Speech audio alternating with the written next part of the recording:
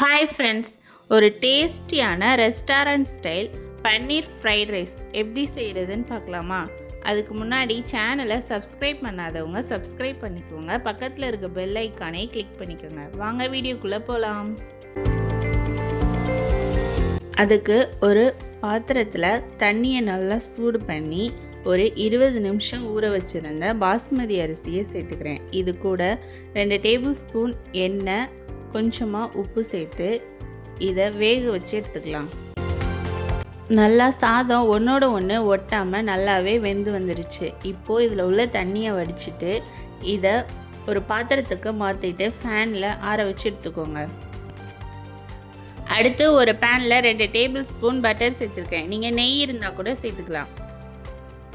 Butter உருகினதுக்கப்புறம் அது கூட நறுக்கி வச்சுருந்த 100 கிராம் பன்னீரையும் சேர்த்து இது கூட அரை டேபிள் ஸ்பூன் மிளகாய்த்தூள், கொஞ்சமாக பெப்பர், கொஞ்சமாக உப்பு சேர்த்து இதை லோ ஃப்ளேம்லேயே வச்சு நல்லா ஃப்ரை பண்ணி எடுத்துக்கலாம்.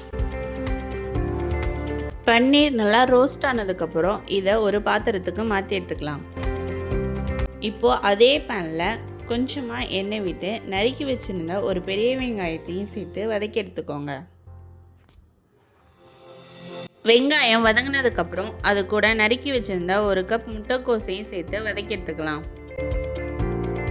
இப்போ இது கூட நறுக்கி வச்சுருந்த ஒரு கேரட், 10 பீன்ஸ், ஒரு கேப்சிகம் இதையும் சேர்த்து நல்லா வதக்கி எடுத்துக்கோங்க. அடுப்பு லோ ஃப்ளேமில் வேணால் கொஞ்சம் ஹை ஃப்ளேம்லேயே வச்சு வதக்கி எடுத்துக்கோங்க. அப்போ தான் காய்கறி சீக்கிரமாகவே வதங்கும்.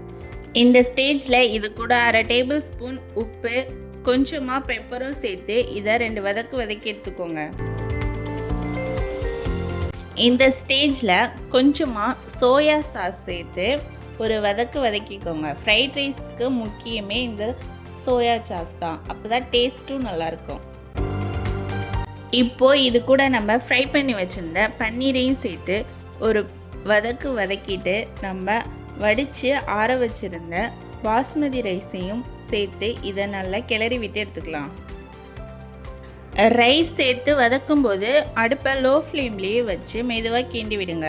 ஃபைனலாக இதுக்கு மேலே ஸ்ப்ரிங் ஆனியனையும் சேர்த்து 2 வதக்கி விட்டு சர்வ் பண்ணிங்கன்னா ரெஸ்டாரண்ட் ஸ்டைல் பன்னீர் ஃப்ரைட் ரைஸ் ரெடி. அவ்வளோதாங்க. இந்த வீடியோ பிடிச்சிருக்குன்னு நம்புகிறேன். பிடிச்சிருந்தா லைக் பண்ணுங்கள், ஷேர் பண்ணுங்கள், கமெண்ட் பண்ணுங்கள், மறக்காமல் சப்ஸ்கிரைப் பண்ணுங்கள். பக்கத்தில் இருக்க பெல் ஐக்கானை கிளிக் பண்ணுங்கள். அப்போ தான் நான் போட்ட வீடியோ உடனே வரும். தேங்க்யூ.